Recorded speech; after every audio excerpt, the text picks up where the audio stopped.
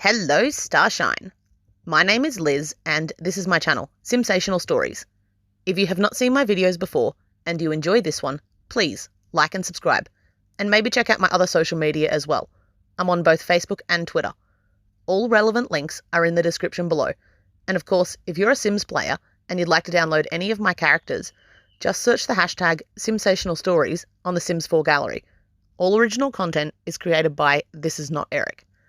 Finally, before I begin my Simsational story, I'd like to issue this blanket content and trigger warning. The following story is just Sims, hey. I'm not going to apologise for treating them terribly, if that's what I've done. But I do want to assure you now that although I mean absolutely no harm, I completely understand if you feel unable to consume my content. Many loves, and we will catch each other on the internet elsewhere. Okay, so now we've gotten that over with. Let's go. Today's story is a historical interlude, which is a thing I do. It's like, okay, so basically it's a standalone chapter of history for a particular world or story, and I'll be adding it to both the playlist for the story it relates to, as well as an individual playlist of historical interludes. Does that make sense? I hope so, because without further ado, let me introduce you to the Longley family tragedy. Samuel and Cecilia Longley were wed in a traditional religious ceremony at their local church. Their vows were the same vows their forefathers had used, and they were secure in the strong belief that added extra weight and meaning to the words. Both had been raised by conservative religious parents who had helped arrange the marriage, and this was their very first kiss. While everyone is, of course, entitled to their beliefs, and the Longley family respected that, they lived in a different world to that which many other Sims did. They observed the Sabbath each Sunday and attended weekly worship ceremonies, as well as living as holy and virtuous a life as they could possibly manage throughout the rest of the week. Like many members of their church, their marriage was arranged, and although usually these unions were well thought out matches that suited the recipients, in Cecilia's case that was unfortunately not the situation. Her father's sudden announcement on her 18th birthday that she was to be married the following month had come as an unwelcome surprise, and Cecilia was not the happy bride Samuel had hoped to bring home. Cecilia was a dutiful and obedient young woman, though. That was how she had even got there in the first place.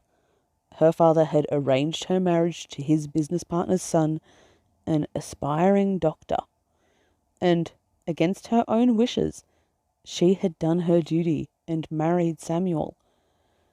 And now she would do her duty as his wife, truly believing that, because her father had bade her, and children must obey their parents, it was what God wanted her to do.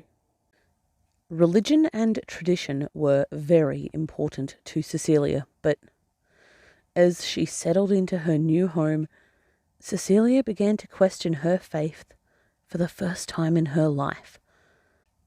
All her life, she had grown up being told a story about her place in the world and who she was meant to be.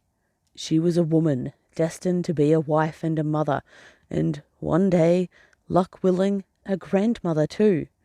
She was right where she was supposed to be. So why wasn't she happy? Samuel was happy. Cecilia may have been a bit droopier than he'd originally expected, but she was a good wife nonetheless. She always had dinner on the table when he came in to eat, 7 p.m. sharp every day. She dressed modestly, was quiet and demure, and she was exquisitely beautiful as well, like a porcelain doll. Samuel was proud to walk her into church every week, and he looked forward to their future together. Samuel worked as a medical intern at the local Willow Creek Hospital. His work was very complicated and consumed much of his mental energy. So it was nice to have Cecilia waiting for him like a safe harbour to come home to. He would find himself thinking of her often throughout his day, and he thanked God for having given him such a wonderful wife. Cecilia, on the other hand, was asking her God some other questions. She had been married for just under 3 months now, and nothing felt the way that she thought it was supposed to. She didn't love Simon. Heck, she didn't even like the man. He was so boring. He never once seemed to have an original thought in his head, and she honestly wasn't even sure he knew what a joke was. How could she have been meant to marry him? Worse, how could she have been meant to bear his children? Cecilia Longley was only 4 months into her marriage when she realized that she was probably with child already. She had never been sickly before now, but suddenly she could barely hold down even a cracker and some water. She had had the same speech from her mother the night before her wedding as everyone else, and she knew what this meant. Cecilia was pregnant. She was sure she was, but she wasn't sure that she wanted to be. It hadn't been so very long ago that she was a child herself. She was still only 18 years old, and she didn't feel ready for any of this. She was so confused. She was brought up to believe that, as a woman, her purpose in life was to do this, to be this, a wife and a mother. And she had always expected to enjoy it because she had been told she would, but she just wasn't happy. Samuel was so happy, though. It was wonderful news. He couldn't wait to be a father, to complete their little family. Hopefully with a son, but of course a daughter would be fine too. As time went on, they would have many children, so whatever they had now, they could have the other later. Cecilia listened in doleful acceptance to her husband's plans for her life. As her pregnancy progressed, Cecilia began to hear more about Samuel's plans for her, the child she expected, as well as any more they had in the future. She was surprised to find out that, despite his career in medicine, that he expected her to give birth at home, alone. And in fact, she was also to homeschool their children alone when the time came as well. Samuel wanted no outside influences corrupting his offspring. The Longley family were to live an ecclesiastical, traditional, fundamentalist lifestyle, even more so than either Samuel or Cecilia had been raised to. He had been researching all this, he told her, and he had made his decisions based on the scriptures. She was beginning to realize that her new husband was a bit of a Puritan. More than a bit. Samuel believed himself to be a very devout man, and he wanted to raise his children to a strict standard. Cecilia had thought her own father was bad. He had required his daughter to dress very modestly, a habit she had continued with after her marriage. And she had even had to leave high school early to help her mother at home, but at least she'd been allowed to go to school. Samuel already didn't let her leave the house without him, and she was an adult. Cecilia worried about the life their children would have to live under his rule, and she wished she had some say over these things. But she was a woman, a wife, and a wife must obey her husband. It was her duty and Cecilia had always done her duty. Cecilia dutifully gave birth to a little girl, a beautiful little baby girl who stared back at her with wise violet eyes. Samuel had named their daughter Priscilla, not even asking Cecilia her opinion, but that was to be expected at this point. What Cecilia hadn't expected was how she would feel about her daughter.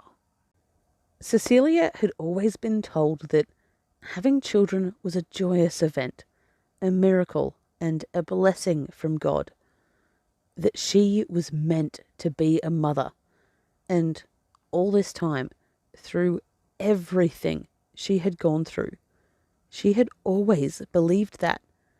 That had almost been like a talisman that kept her going, that one day she would have her children and love them and finally be happy.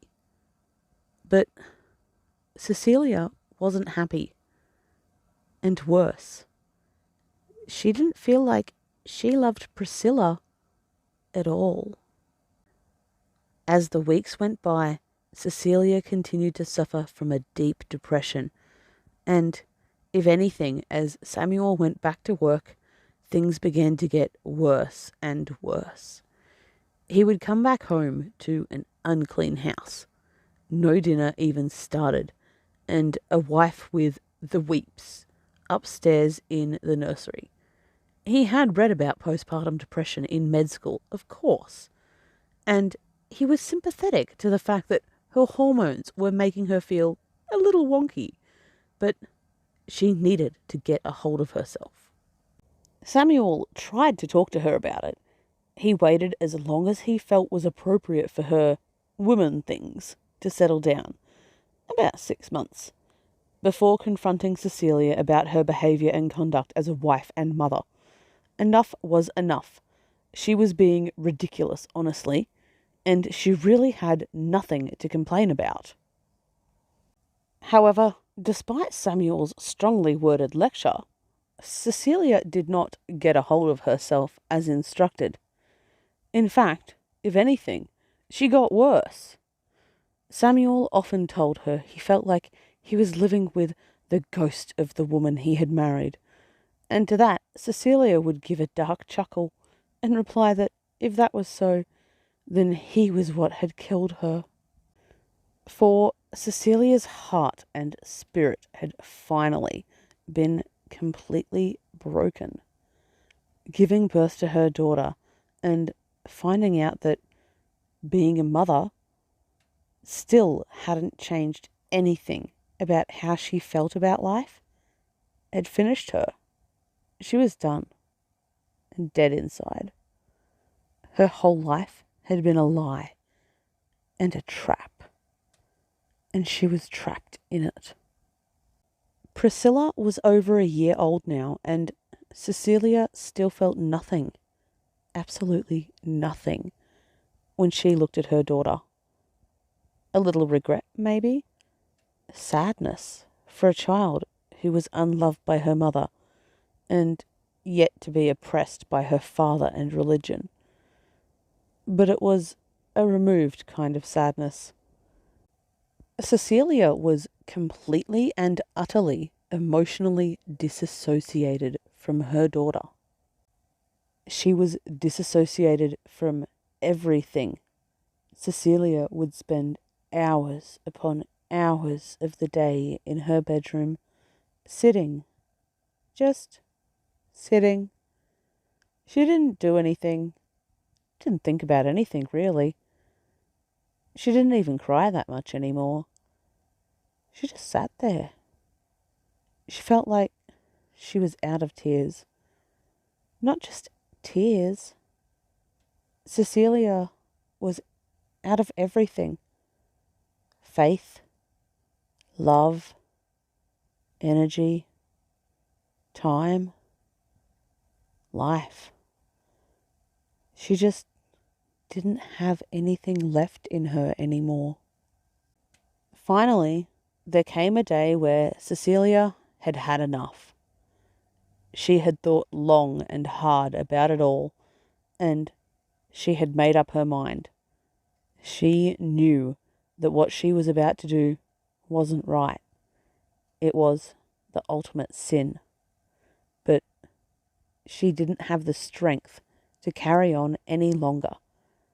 Cecilia cleaned the house, prepped her husband's dinner, and said goodbye to her daughter before heading to the bathroom.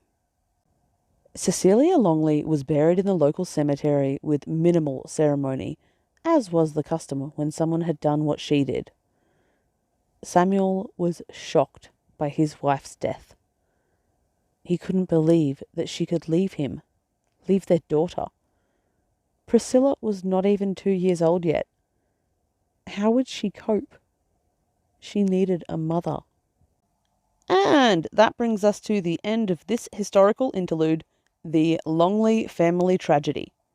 If you've enjoyed this little story, I strongly recommend that first you like and subscribe, of course, but also that you go and check out the playlists on my page to see where this tiny bit of history fits in. Also, maybe check out my Facebook page. Okay, that's it. Bye!